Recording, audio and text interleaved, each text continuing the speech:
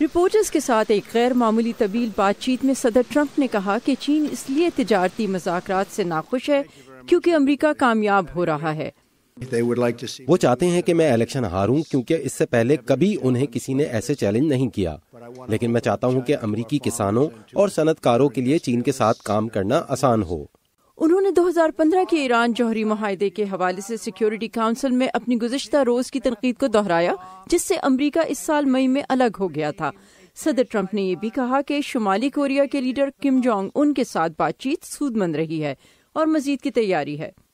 وہ ڈیل کرنا چاہتے ہیں اور میں بھی یہی چاہتا ہوں۔ ایران سے جوہری معاہدہ مسترد کرنے کے بعد صدر ٹرمپ نے ایران پر دوبارہ اقتصادی پابندیاں عائد کر دی ہیں جنہیں پہلے ہٹا دیا گیا تھا، لیکن چیلنجز ابھی جاری ہیں۔ پابندیوں کا گھیرا ڈالنے کا طریقہ ہے۔ چین اور روس اس میں بہت اچھے ہیں، لیکن ہمارے یورپی ممالک امریکی ڈالرز استعمال کرتے ہیں۔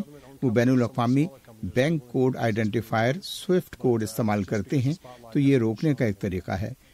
عالمی صحت بھی توجہ کا مرکز رہی۔ ٹیمرن گرین اس سال کی مس جنوبی افریقہ ہیں، وہ تپ دق کی مریضہ رہ چکی ہیں، ان کے لیے یہ معاملہ ذاتی ہے۔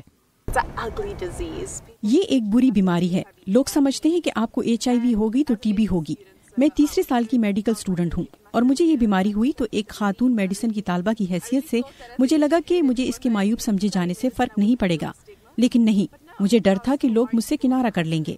صدر ٹرمپ نے اقوام متحدہ کے ایک فورم پر یہ یقین دلایا تھا کہ وہ عالمی برادری کے ساتھ منشیات کے خلاف جنگ میں ساتھ دینے کے لیے مخلص ہیں۔